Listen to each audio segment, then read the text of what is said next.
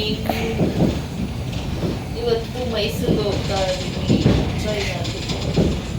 ಮೈಸೂರಿಂದ ನಂಜನಗೂಡ್ಗೆ ಹೋಗಿ ಮತ್ತೆ ಸಿಗೋಣ.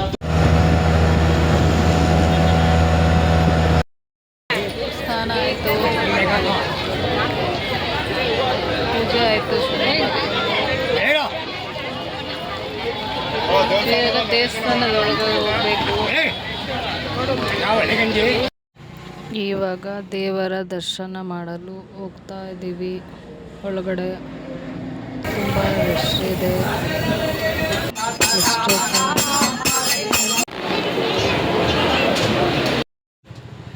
ತುಂಬ ರಶ್ ಇತ್ತು. 3 ಅವರ್ ಆಯಿತು ದರ್ಶನ ಮುಗೀತು.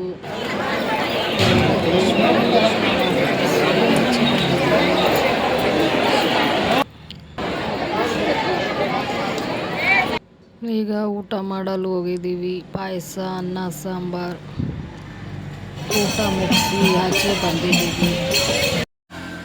ಇದಾಯಿತು ಶಿವನ ದರ್ಶನ.